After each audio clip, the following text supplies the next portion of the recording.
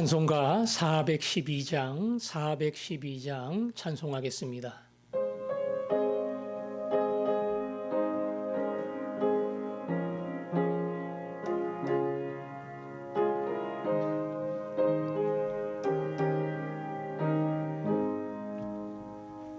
내 영혼의 극히 깊은 데서 맑은 가락이 울려나네. 하늘 곡조가 언제나 흘러나와 내 영혼을 고이 싸네.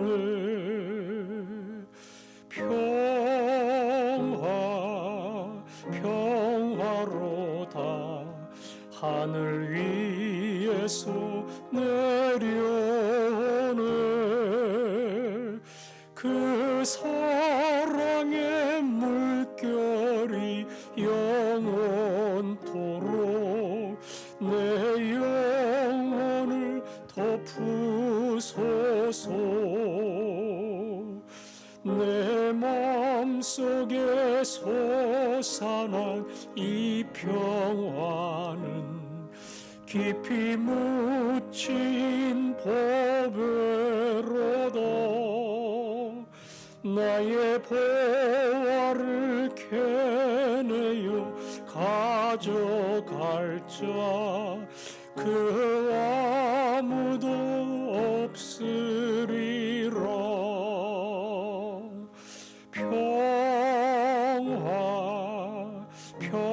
평화로다 하늘 위에서 내려오네.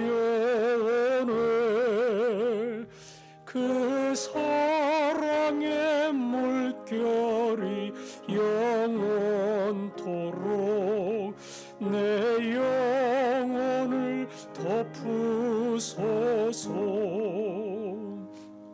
내 영혼의 평화가 넘쳐남은 주의 큰 복을 받음이라. 내가 주야로 주님과 함께 있어 내 영혼이 편히 쉬네.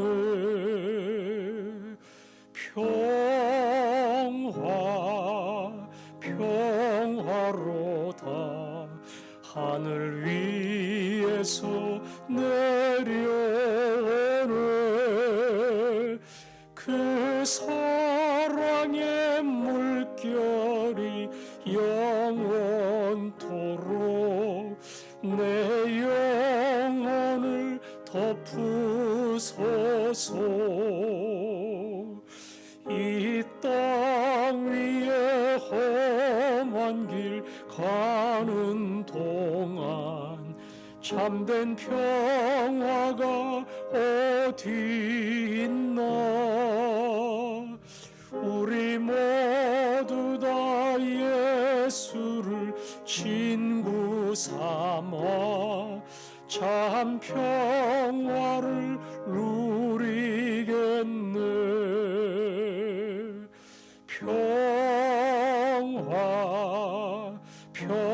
평화로다 하늘 위에서 내려오네. 그 사랑의 물결이 영원토록 내 영혼을 덮으소서. 아멘. 코로나 사태가 진정되지 않고 잠잠해졌다가 다시 또 올라가고 많은 백성들이 근심하는 가운데 있습니다. 특별히 이 코로나가 지속되면서 힘들고 경제적으로 고통을 받고 우울감을 느끼는 사람들이 있는데, 외롭고 힘들고 고통받는 그 시간 속에 오늘 찬송가처럼 하늘로부터 내려오는 평화를 누리는 그러한 위로와 은혜가 임할 수 있도록 우리로 제자리로 돌아오게 하시고 함께 모여서 예배드리는 그날, 그 자리가 얼마나 복된 시간, 복된 자리인가를 깨달을 수 있는 그러한 기회로 바꾸어 주시도록 자신을 위해서, 우리 믿음의 가족들을 위해서 기도하겠습니다. 아버지 하나님, 감사합니다. 코로나 중에도 감사하며 이 시련과 역경 속에서도 주시는 은혜가 있음을 믿습니다. 아버지, 경제적으로 고통을 겪는 분들을 주님이 찾아가 위로해 주시고 힘을 주시기를 원합니다. 아버지 하나님, 특별히 만날 수 없는 외로움 속에 우울감을 느끼는 연약한 종들을 찾아가시고 주님이 그들과 함께함을 알게 하여 주시며 오히려 그 자리가 주님 앞에 깊이 나아가며 주를 만나며 경험하는 시간이 되게 하여 주시기를 원합니다. 아멘, 아멘. 아버지 하나님, 많은 사람들이 지쳐 있고 힘들어하고 우울감을 느끼고 있습니다. 지속되는 코로나 사태로 수많은 백성들이 인생의 길에 큰 위기를 맞이했는데 주님이 함께 가서 만나 주시기를 원합니다.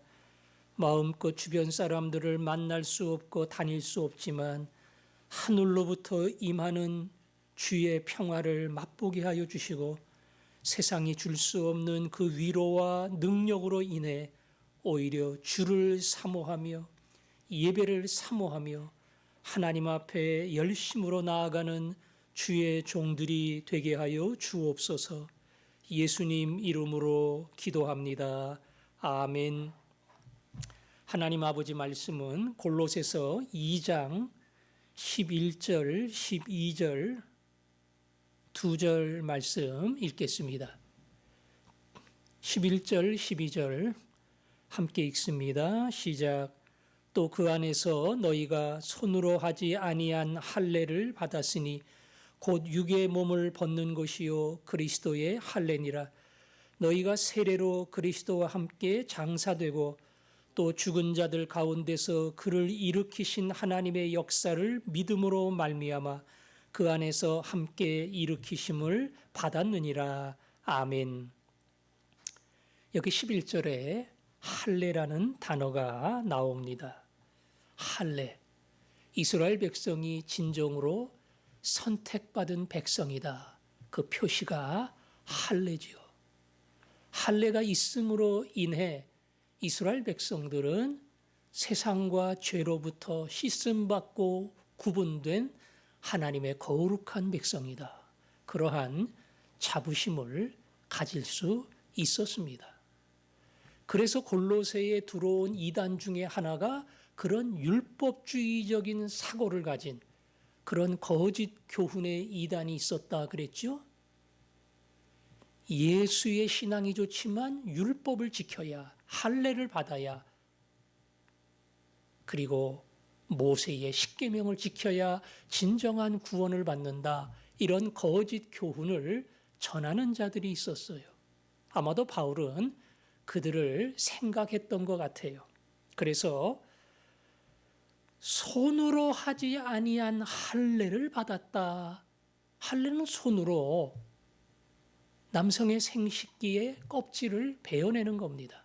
그런데 손으로 하지 않은 할례가 있다? 무슨 할례입니까? 11절 후반부에 보니까 육의 몸을 벗는 것이요 그리스도의 할례니라 그랬습니다. 그리스도의 할례니라. 손으로 육신의 껍질을 떼어내는 할례가 아니고 그리스도의 할례다. 그리스도의 할례가 뭘까? 그리스도의 할례라고 하는 것은 예수 그리스도가 주시는 할례고, 거꾸로 말하면 예수 그리스도를 믿음으로 얻는 할례입니다. 다시 말하면 육의 몸으로 받는 할례가 아니라 영적 할례, 우리의 영이 하나님의 백성이라고 받는 할례가 그리스도의 할례입니다. 바울은 이야기합니다. 생각해봐라. 육신의 껍질을 떼어낸다고 하나님의 백성이 되느냐? 아니야. 그러면 아무나 떼어내면 다 하나님의 백성이게? 그걸 떼어냄으로 하나님의 백성이 되는 거 아니야. 그 할례는 훗날 진정한 할례가 무엇이냐? 죄로부터 씻음받아 하나님의 거룩한 백성이 되는 진정한 할례가 무엇이냐? 그걸 보여주기 위한 예표야. 그 진짜 할례는 바로 그리스도의 할례니라. 예수 그리스도를 만남으로 말미암아 죄 씻음을 받고 하나님의 자녀가 되는 것. 이것이야말로 진정한 할례, 진정한 용서받음이다. 오늘 성경은 중간에 그런 말을 했어요. 육의 몸을 벗는 것이요. 육의 몸을 벗는 것이요. 육의 몸이라고 하는 것은 죄의 몸이다. 이렇게 생각해도 돼요. 할례를 받았다고 죄의 몸에서 벗어납니까? 아니에요. 영적 할례를 받을 때에 죄의 몸에서 해방됩니다. 물론 죄를 안 짓는 거 아닙니다. 예수를 믿고도 죄를 얼마든지 지을 수 있어요. 하지만 영적 할례를 받음과 동시에 하나님이 그 죄를 씻어주시고 하나님의 거룩한 아들과 딸로 삼아주십니다. 아들과 딸로 삼아주셨다는 것은 우리의 소속이 바뀌었다는 거예요.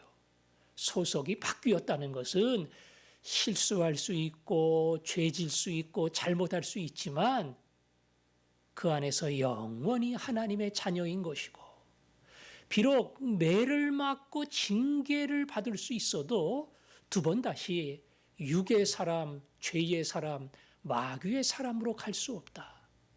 육의 몸을 벗는다는 것은 바로 그렇게 세상에서 육과 죄와 마귀의 권세에서 우리는 진정으로 벗어난 사람이다.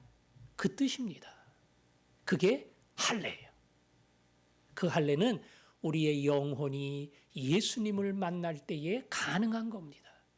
예수님을 만날 때에 진정한 죄 용서함을 받고 하나님이 너는 내 백성, 내 자녀야 인정해 주시는 하나님께 속한 사람이 되는 겁니다. 구약의 이스라엘 백성들은 훗날 그들이 받아야 될 진정한 할례를 생각하며 육신의 할례를 받았습니다.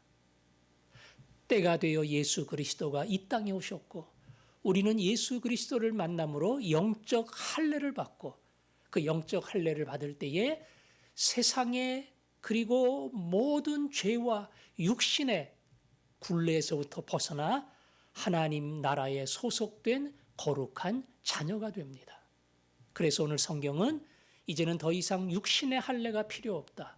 진정한 할례는 예수 그리스도를 만나는 것이다. 그 사실을 분명히 하고 있습니다.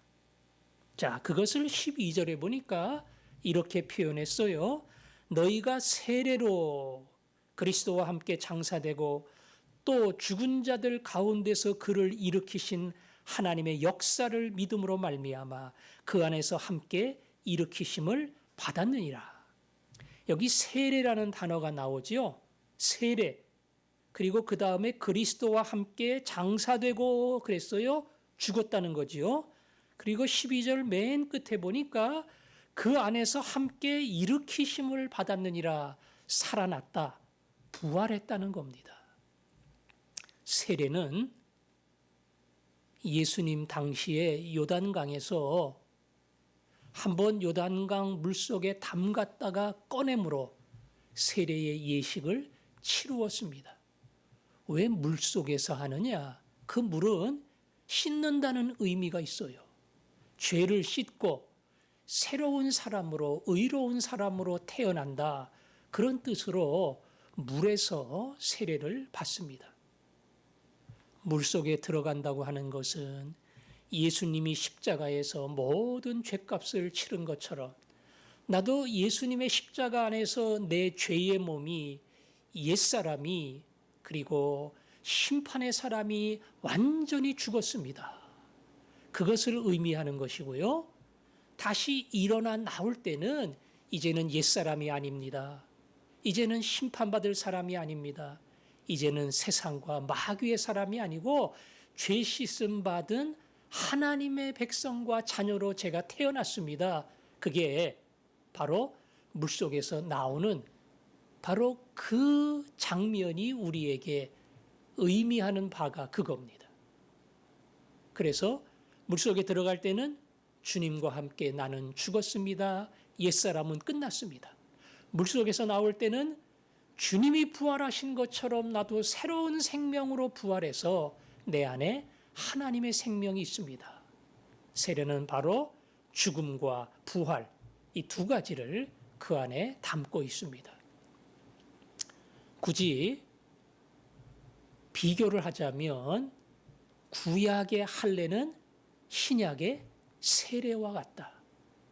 구약의 할례가 내 백성이야, 하나님이 택한 자녀야, 이것을 구분하는 표시라면 신약의 세례는 죄 씻음 받고 진정한 하나님의 자녀가 되었다는 그러한 의식입니다. 우리는 구약의 이스라엘 백성처럼 이 땅을 살아가면서 어떠한 의식에 매이지 않아요. 우리가 행하는 의식은 세례와 성찬, 이 두 가지입니다. 무슨 음식 규례가 있고 씻는 규례가 있고 무슨 절기의 규례가 있고 이런 거에 얽매이지 않습니다. 단 세례는 죄 용서함 받고 하나님의 자녀가 됐다는 것을 많은 사람 앞에 공포하고 선언하는, 어찌 보면 회원으로 입단하는 그러한 예식과 같은 거예요. 그렇다고 세례 받아야 구원 받았다는 뜻 아닙니다. 구원을 받은 사람이, 죄 씻음을 받은 사람이 나는 옛사람을 다 땅에 묻고 이제는 새로운 사람으로 살아났습니다. 그것을 온 성도들 앞에 표현하는 그 예식이기 때문에 구원을 받는 게 먼저고 그 구원을 받은 사람이 세례를 받는 겁니다. 따라서 세례는 오늘 그 앞에 11절에 있는 것처럼 그리스도의 할례를 받은 것이다. 그것이 우리가 받은 세례입니다. 자, 어떻게 어떤 사람이 세례를 받느냐? 구원받은 사람이 세례를 받아요. 누가 구원을 받느냐? 오늘 12절에 보니까 또 죽은 자들 가운데서 그를 일으키신 하나님의 역사를 믿음으로 말미암아 그랬죠? 믿음으로 말미암아. 예수님은 내 죄를 위해 십자가에서 죽었어요. 죽고 끝났으면 어느 인간이나 다 똑같은 거예요. 별 차이도 없어요. 그런데 예수님은 부활하셨기 때문에 그분이 진정 이 땅에 오신 성자 하나님이라는 사실을 증명했습니다. 다시 말하면 하나님이 그를 죽은 자리에서, 시체에서 살아있는 온 세상의 죄를 풀어주시는 하나님이 보내신 구원의 주인 것을 많은 백성 앞에 선포했습니다. 이걸 믿음으로 받아들이는 거예요. 내가 죄 짓지 말아야지 결심한다고 깨끗한 사람 되는 거 아니고요. 좋은 일을 많이 하고 선행을 쌓아야지 그런다고 하나님 받아주시는 정한 사람 되는 거 아닙니다. 내가 깨끗한 사람이 되는 것은 내가 하는 게 아니라 하나님이 용서해 주실 때 가능해요. 하나님은 어떤 자를 용서해 주시느냐? 하나님이 보내신 예수 그리스도를 마음에 믿고 받아들이는 사람. 나 같은 죄인 위해 성자 예수님 오셔서 나를 위해 죽으셨구나. 나 같은 사람에게 새 생명 주기 위해 우리 예수님 부활하셨구나. 너무나 감사하다. 하나님이 예수님으로 말미암아 이루신 그 죽음과 부활의 놀라운 사건을 내 마음에 받아들이면서 하나님 감사합니다. 이 감사의 고백을 할 때 그게 믿음이에요. 그게 믿음입니다. 그 믿음으로 받아들일 때에 바로 그 사람에게 함께 죽고 함께 일으킴을 받는 그런 놀라운 사건과 구원의 역사가 일어난다고 말합니다. 우리는 다 세례받은 사람들입니다. 왜? 구원받았으니까. 예수 안에서 옛사람이 죽고 그리고 예수 안에서 새로운 생명으로 태어났기 때문에 우리는 세례를 받았습니다. 세례를 받은 우리는 나는 옛사람 다 죽었어. 이제는 예수님 모시고 살아가는 새로운 사람이야. 항상 그 의식에서 벗어나지 않고 믿음의 사람, 거룩한 백성으로 살아가는 하나님이 그런 중심, 그런 열심, 그런 용기를 우리에게 주시기를 원합니다. 오늘도 그 믿음을 가지고 승리하게 해달라고 함께 기도하겠습니다.